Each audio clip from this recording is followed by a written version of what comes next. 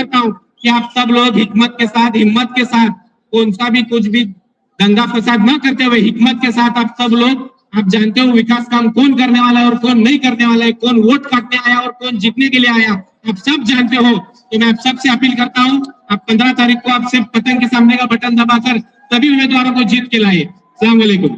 बहुत बहुत शुक्रिया वकील साहब। इसके बाद मैं बिला ताखिर अजहर जागीरदार साहब से मैं गुजारिश करूंगा कि प्रभाग 20 के उम्मीदवार है, चंद मिनटों में अपनी बात रखें। अजहर जागीरदार जरा जल्दी जल्दी करें भाई साहब।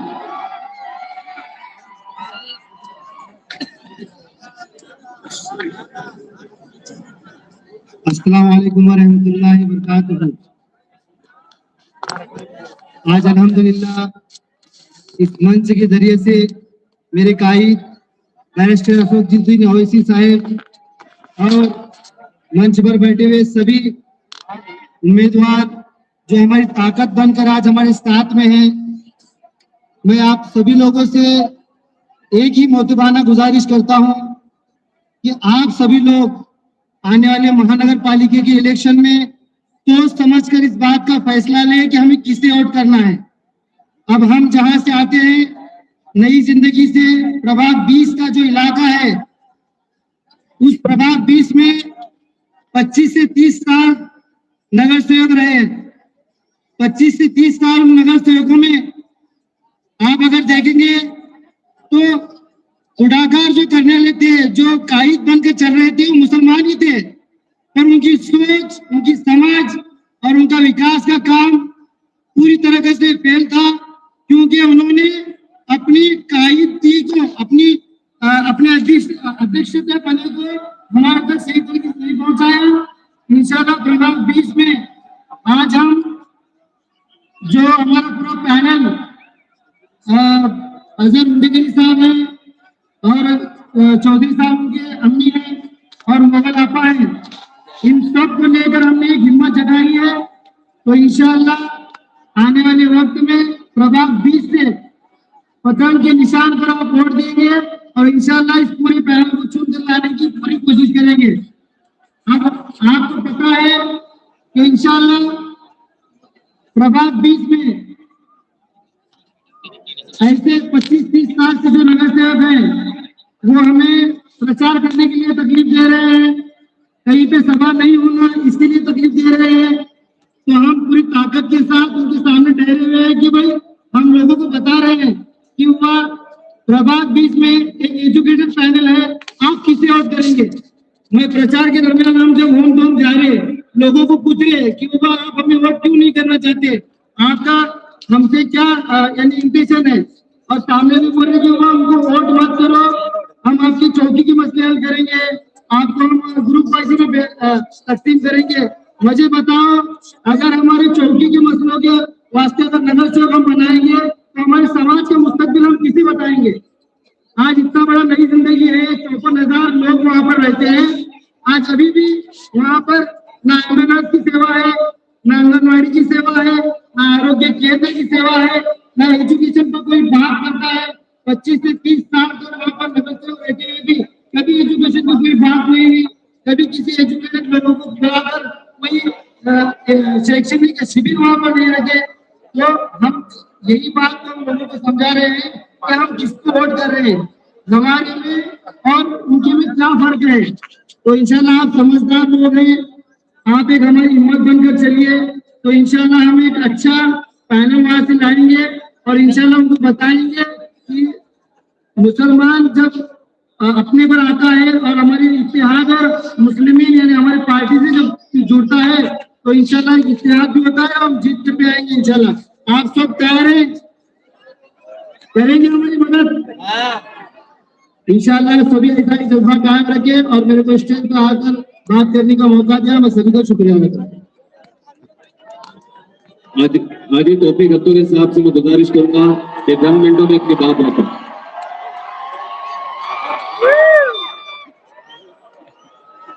अस्सलाम वालेकुम रहमतुल्लाहि व बरकातुहू। आज यहाँ मुझे मौका मिल रहा है हमारे राष्ट्रीय अध्यक्ष बैरिस्टर असदुद्दीन ओवैसी साहब के सामने बोलने का। मैं जो है तकरीबन 25-30 सालों से हमने कांग्रेस का काम करते हुए आ रहे थे, लेकिन हम जो भी काम कर रहे थे हम हमारे समाज के लिए, लेकिन आने वाले ये जो वक्त अभी 2-4 साल का था, उस वक्त हमने बहुत से ऐसे चीजें देखे जो हमारे खिलाफ चल रहे थे। मैं सबसे पहले तो मैं इस शहर की खासदार परिणीताई शिंदे जो खासदार है, मैं उनको विधानसभा के इलेक्शन में 6 सवाल किया था, उन्होंने वो सवाल का जवाब नहीं दिया। सबसे पहले मेरा सवाल था शहर सोलापुर के हाशिमपीर मस्जिद और दरगाह का, जहाँ पे कुछ झोपड़पट्टी है, वो जो वहाँ पे हिंदू मुस्लिम सभी रहते हैं। तो किसी हिंदू भाई ने हमारे बांधकाम को परमिशन मांगी थी, तो वो वक्फ की जगह है, परमिशन देने नहीं आता। बोलने के बाद वो लोग विधानसभा में इसकी आवाज उठी, फिर वो आवाज सुनकर वो जो पटना सा है नीतीश राणे, ये सोलापुर आया और वो गोपी चंद पराड़कर और ये कमीना हैदराबाद से टी राजा कमीना भी सोलापुर आया। ये सभी मिल के हमारे हसनपीर मस्जिद के ट्रस्टियों को भला बुरा करके चले गए। फिर उसके बाद लोकसभा की बात आई, फिर जो यहाँ का चालू आमदार जो था देवेंद्र कोटे, ये स्टेज पर मंच पर यहूदी के मंच पर हमारे को जात पर बहुत कुछ किया। फिर उस वक्त भी हमने उसको जो जवाब देना था मीडिया के जरिए दे दिया। फिर मैंने कांग्रेस कमेटी में जाके उस वक्त का अध्यक्ष चेतन नरोटे थे, उनको बोला कि भाई पूरा समाज लोकसभा में टाई के साथ में, तो हमारे समाज के खिलाफ उन्हें बोल रहा है कुछ बोलो, लेकिन वो अध्यक्ष भी कुछ नहीं बोला। फिर तीसरा सवाल था मेरा, विशालगढ़ में जो है हमारे मस्जिद में तोड़ फोड़ करे और हमारे कुरान शरीफ की बेहुरमती करे, जबकि वहां का खासदार था कांग्रेस पार्टी का, उसका बेटा विश्व हिंदू परिषद और ये बाकी जातिवादी जो कमेटी है इनके साथ मिलकर हमारा नुकसान किया, उसका भी जवाब नहीं दिए। पूरे कांग्रेस पार्टी एक भी जवाब नहीं दी। चौथा सवाल था कि वो उस वक्त वो रामगिरी महाराज आके हमारे हुजूर सल्लल्लाहु अलैहि वसल्लम के शान में गुस्ताखी किया था। मैंने बोला इस कुत्ते के बारे में कुछ बोलो, तो भी नहीं बोले उसने।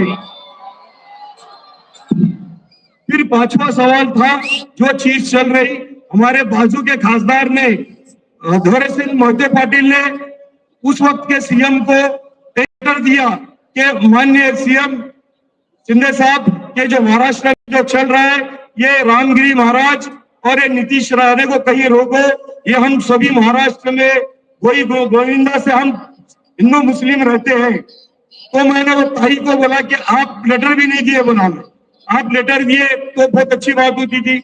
और सातवीं बात, बोला ताई आप पहली बार दिल्ली में जाकर बात ये किए, मराठा आरक्षण की बात किए, धनगर आरक्षण की बात किए, यहाँ तक के लोधी समाज की बात किए।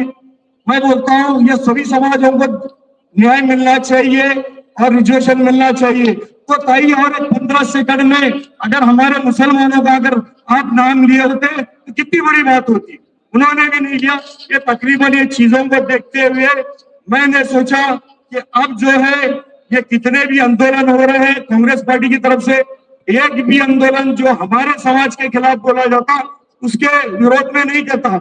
वो जितना उनके खिलाफ है तो हमको जमा करके, हमको जो अल्पसंख्यक का पद दिया जाता सिर्फ आंदोलन के टाइम लोगों को जमा करके लाने के लिए, उसका कुछ भी फायदा नहीं होता। जब ये बात विधानसभा का दौर चल रहा था, फारूक भाई शाब्दी ने जो हमारे शहर के अध्यक्ष थे,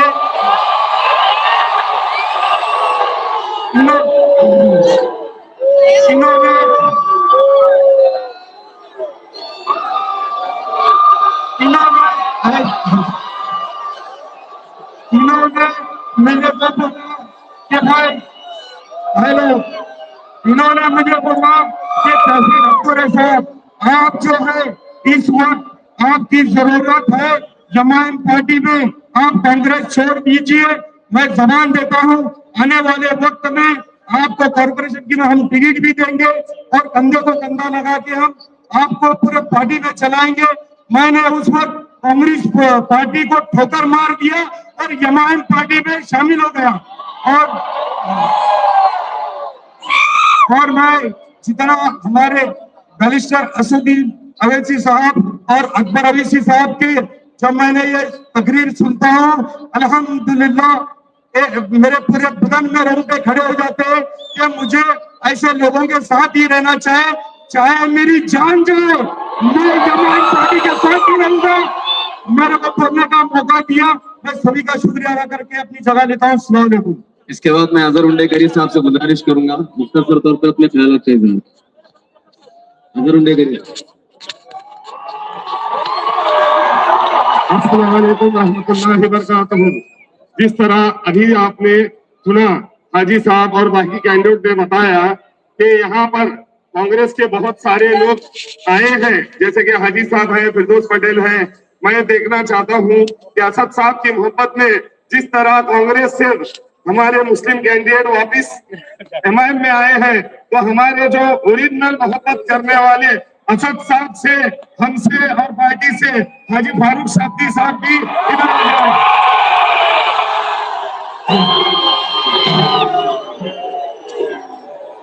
मैं चाहता हूँ साहब कि आपसे बहुत मोहब्बत करते हैं फारूक भाई, अगर आप एक कॉल करेंगे तो फारूक भाई इंशाअल्लाह जरूर यहाँ पहुंचेंगे।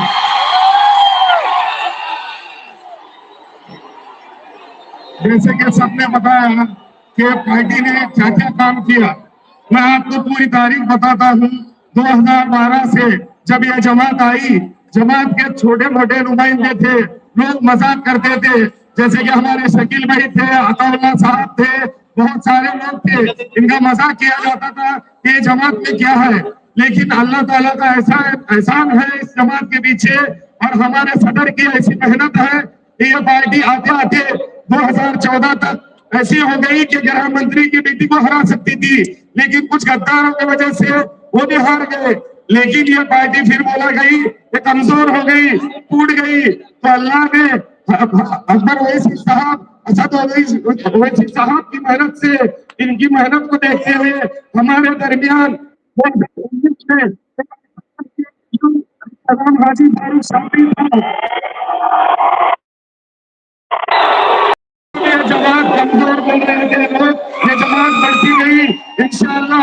अब इसका बता रहे हैं असद साहब पहुंचते नहीं, आप लोगों के कमजोर यहाँ की आवाम और अल्लाह की मेहरबानी हमें,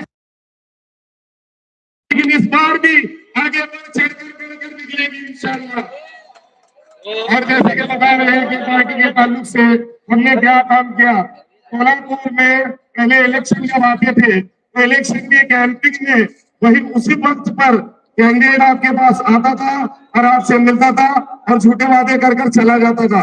लेकिन जब से ये जमात आई है एमआईएम, मुसलमानों के हक की आवाज उठाने के लिए हम हमेशा आंदोलन करते हैं, चाहे वो हिजाब का मुद्दा हो, एनआरसी का मुद्दा हो, एमपीआर का मुद्दा हो, या गुस्ताखे रसूल के खिलाफ किसी रैली का प्रोग्राम हो। तो गुस्ताखे रसूल के खिलाफ जो हमने सोलापुर में रैली की, इसके पूरे हिंदुस्तान और दुनिया में चर्चा हुई, जो नुपुर शर्मा के खिलाफ किया।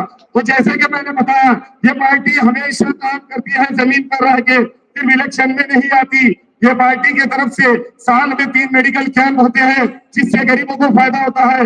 हमारे कारकुन, हमारे नगर सेवक सरकारी जो भी स्कीम है ये लोगों तक पहुंचाने के लिए अपने ऑफिस में और जगह जगह पर कैंपिंग करते हैं। हमने जहां बीजेपी को हराना था, लोकसभा में भी सेकुलर जो सोकॉल्ड सेकुलर लोग हैं उनका साथ दिया। हम हमेशा बीजेपी को हराने के लिए आगे बढ़ चढ़ कर रहते हैं, लेकिन ये कमीने और ये सारे लोग ये हमें हराने के लिए हर कोशिश करते हैं। जैसे कि ये नदीम भाई ने बताया कि ये लोगों ने अब एक नया चाल निकाला है, मुस्लिम बीजेपी को वोट डालता नहीं, मुस्लिम कांग्रेस से दूर हो रहा है, तो ये काम कर रहे हैं कि मुस्लिम को राष्ट्रवादी अजित पवार गढ़ में ले चलो, इसी तरह से उसको फायदा होगा बीजेपी को। तो मैं आपसे उम्मीद करता हूं और गुजारिश करता हूं, इनके बहकावे मत आइए। आप लोग जमात के साथ पिछले 10 साल से हैं, इस बार भी इस महापालिका में आप अपने पतंग के उम्मीदवार को, भले वो किसी भी प्रभाग का हो, किसी भी मजहब का हो, आप पतंग के कैंडिडेट को कामयाब कर कर जिताइए। इंशाअल्लाह इस महापालिका में देखते हैं जैसे हैदराबाद और औरंगाबाद में मजलिस के नुमाइंदे लड़ झगड़ कर काम करते हैं, निधि लाते हैं। इंशाअल्लाह पूरी कोशिश करेंगे हम और साबित करके दिखाएंगे कि हम काम करेंगे, बोलने वाले नहीं। इंशाअल्लाह। अस्सलाम वालेकुम।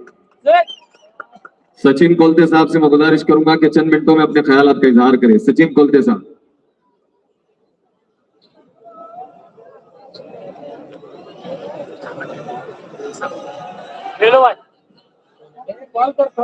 सर्वांना जय भीम,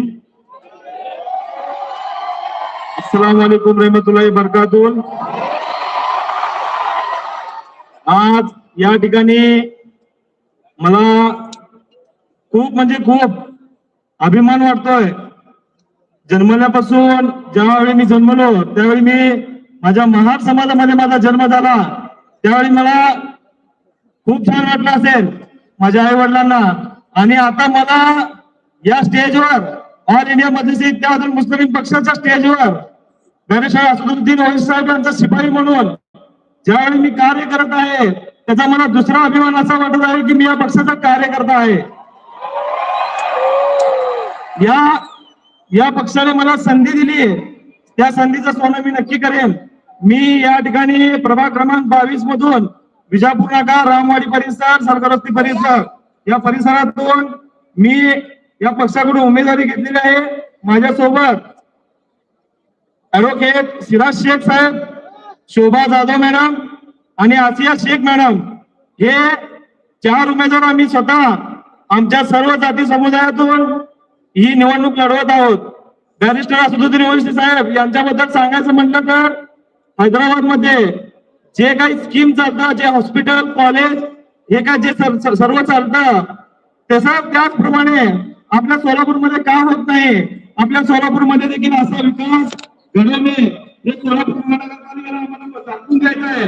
याची सुरुवात आपल्या गल्लीपासून दिल्लीपर्यंत कसा काय आपण झेंडा फडकवता याचा विचार करणार आहे मी।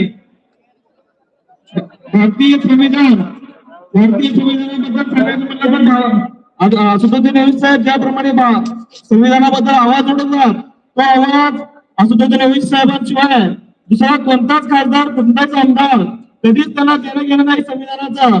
मी फक्त आणि फक्त गेल्या 10 वर्षापासून माझे जिवलग मित्र वसीम शेख यांच्या विचारांना अनुसरून या पक्षामध्ये ज्यावेळी प्रवेश केला तेव्हापासून आज तागायत मी फक्त आणि फक्त ऑल इंडिया मजलिस इत्तेहादुल मुस्लिमीन या पक्षाचाच कार्यकर्ता आहे। 2019 इलेक्शन मध्ये हाजी फारुखभाई शाब्दी यांचा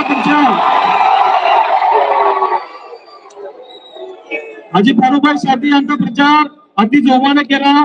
2024 मध्ये देखील त्यांचा प्रचार केला, परंतु निराशा हाती पडली। त्यामुळे त्या पक्षातून जे काही लोक माघार घेतले, जे काही लोक बाहेर गेले त्यांना एकच विनंती करतो, या पक्षासारखी इज्जत, मान, पान आपल्याला कुठेच मिळणार नाही। या पक्षाची ही ताकद आहे की आपल्या समाजासारख्या सर्वसामान्य माणसाला या ठिकाणी बोलण्याची संधी मिळते, आपल्या मनाचा विचार दाखवता येतो। त्यामुळे या पक्षाची कुणी कधी साथ सोडू नका आणि बॅरिस्टर असदुद्दीन ओवैसी साहेब यांचे हात बळकट करण्याचा आपण नेहमीच प्रयत्न करू। या ठिकाणी मला संयोजकांनी बोलण्याची संधी दिली त्याबद्दल धन्यवाद। जय भीम। इसके बाद मैं हमारे गाजी जागीरदार साहब से कहूंगा कि मैं अपने चंद मिनटों अपने ख्यालात का इजहार करूं। क्यों नहीं जागीरदार?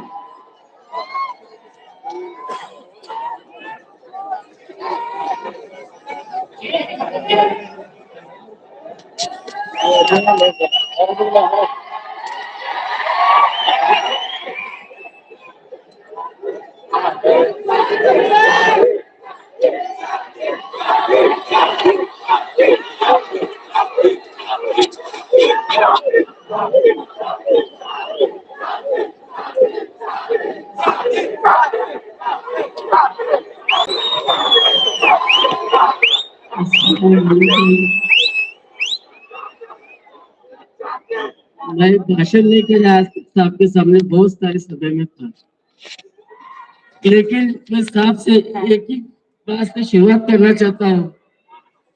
साहब फारूक शब्दी साहब की बहुत याद आ गई।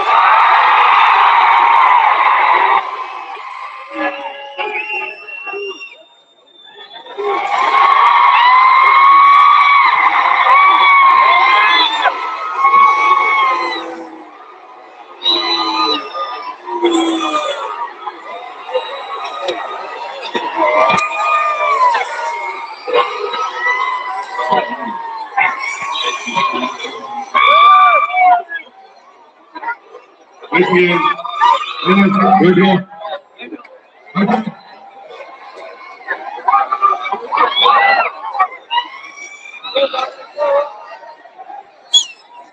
बैठिए आप भी। बैठ जाइए।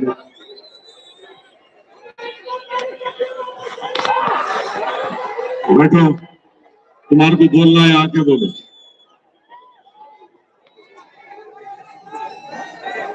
बिस्मिल्लाहिर्रहमानिर्रहीम। एक बात सुनिए,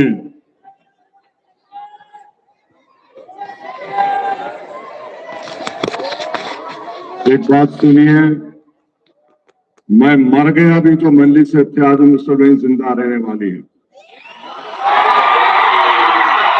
और मैं जब तक जिंदा रहूंगा ये जमात इज्तिमाइयत पे काम करेंगी, इनफरादियत पे काम नहीं कर सकते। हम कौम के लिए काम कर रहे हैं। मैं 5 मरतबा जेल को गया हूं, 2 मरतबा पुलिस से लाठियां सर पे खाया हूं, तो कोई चमन में चल के यहां तक नहीं आया हूं मैं। मेरी आपसे दरख्वास्त एक ही है, अगर आप असदुद्दीन ओवैसी के नाम पे वोट देना चाह रहे मत दीजिए, मजलिस के नाम पे अगर देना चाह रहे तो मैं अपनी जान कुर्बान करने तैयार हूं। और जहां तक फारूक शाब्दी का ताल्लुक है, सुनो आप, उन्होंने मेरे से बात नहीं किए, उनका काम था मेरे से बात करना। 2 दिन पहले उन्होंने बंबई में थे, मेरे से बात किए। मैं बोला भाई तुम बंबई की जिम्मेदारी तुम्हारी। मेरे अल्फाज क्या थे, ये गले का सांप तुम्हारा है, तुम देख लो। आज भी कह रहा हूं, फारूक शाब्दी अगर अभी भी चल के आएंगे, मैं उनका इस्तीफा कबूल नहीं किया हो, आप लोग जाके बना के ला लो। और अगर वो नहीं सुनना चाह रहे तो इलेक्शन के बाद मैं उनके वालिद से जाके मिलने वाला हूं। गाजी जान, शौकत पठान साहब से मैं गुजारिश करूंगा कि हकीक बात करें।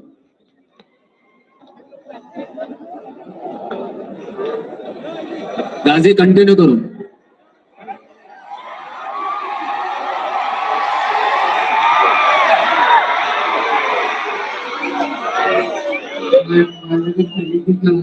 इलेक्शन सभा ली जा रही है और हमारे राष्ट्रीय अध्यक्ष असदुद्दीन ओवैसी साहब यहाँ पर आए। हमारे अरफात भाई हमारे निरीक्षक सोलापुर में बहुत अच्छा काम करते हैं, और सोलापुर में उनको बहुत अच्छा ध्यान है। निरीक्षक साहब और सभी हमारे कैंडिडेट पदाधिकारी सभी लोग, मैं प्रभाग 16 से इलेक्शन लड़ा हुआ, आप सभी को मालूम है। पिछले मतलब भी लड़ा था, बहुत कम वोटों से हार हुई थी मेरी। उसके बाद भी 90 वोट से हार हुई थी। उसके बाद असद साहब ने मेरे पर भरोसा किया, मेरे को फिर कॉप्टर मिला। फिर कॉप्टर मिलने के बाद बहुत प्रभाग में मेरे बहुत अच्छा काम और लोगों की परेशानियां दूर हुए, चाहे रोड की मसले हो, बिजनेस के मसले हो, हर चीज जो चीज नहीं होती थी। मस्जिद में सीसीटीवी भी बढ़ रहे हम हर मोहल्ले की मस्जिद में। अभी इस बार का इलेक्शन बहुत अच्छा चला है। कुछ लोग बोले कि बहुत तगड़े कैंडिडेट है जी तुम्हारे सामने। मैं बोला मेरे पीछे असद साहब है, बोला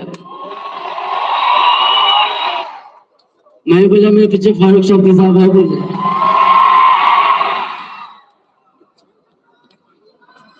और एक बात, अचानक इस साइकिल कुछ बीच में मेरे 75 साल वाले बोलते होंगी मेरे अब्बा मेरे चाचा ना सलाह देते थे, वो बहुत सारे खुद के पैसे लगा को जान मार के नुकसान कर को उनको न्यूयॉर्क को लाते थे। आज उनके बच्चे के सामने ठहरे उन्होंने को। और एक कुछ कैंडिडेट तो ऐसे है 2-4 लोग लेके फिर रहे थे, मेरे को बोले तू जीत को आता बोल को। मैं बोला ठहरा बोले परेशान बोला मैं। मेरे प्रभाग 16 की जनता से मेरा एक ही आह्वान है कि किसके भी भयपार में मत हो, इस पर ध्यान मत दो। प्रभाग 16 की सीट पूरा पहले इंशाल्लाह हमारा निकलेगा। जैसे कि फिरदौस मैडम भी साथ है, पटाल साहब भी साथ है।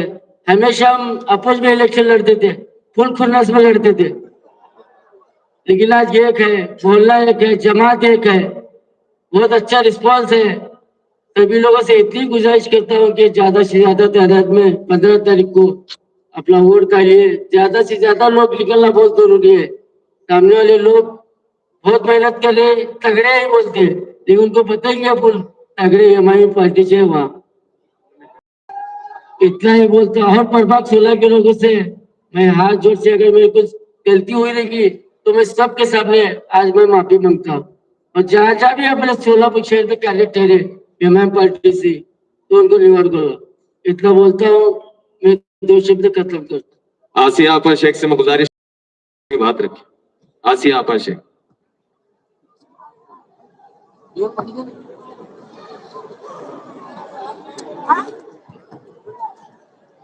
अस्सलाम वालेकुम वरहमतुल्लाहि वबरकातुहू। यहाँ मौजूदा हमारे सभी उम्मीदवार और दिगर खुसूसी हजरात हमें तहे दिल से इस्तकबाल करती हूँ।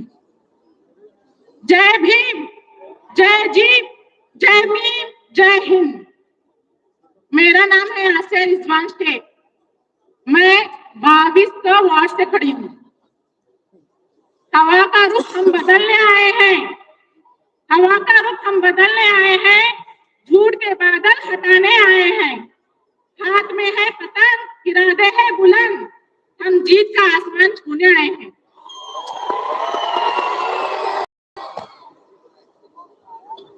हम कहते हैं कमल का फूल जिसका बटन दबाने से लोगों को लगता था अच्छे दिन आएंगे।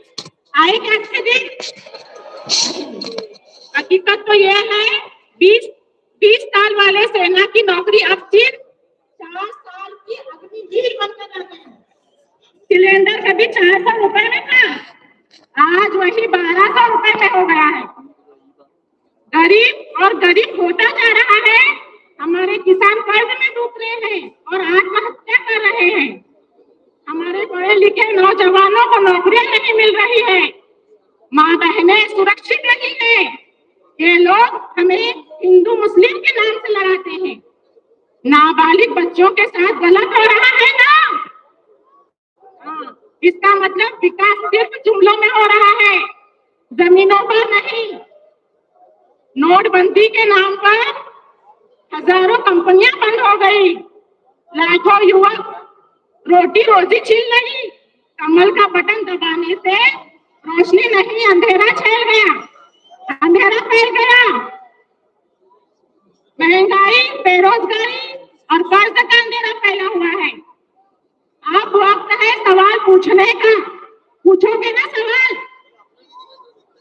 देशभक्ति का मतलब चुप रहना नहीं है, सच बोलना है। सच के साथ रहना है ना? ये हमारा ईमान हमें सिखाता है सच बोलना, सच के साथ रहना, सच के साथ चलना। हम सब सही रास्ते पर चल रहे हैं। आप लोग कहते हैं कितने आए और कितने गए, वो हम नहीं थे, ये हमारे नए चेहरे हैं। हम सब लोगों की परेशानियों को, तकलीफों को जानते हैं,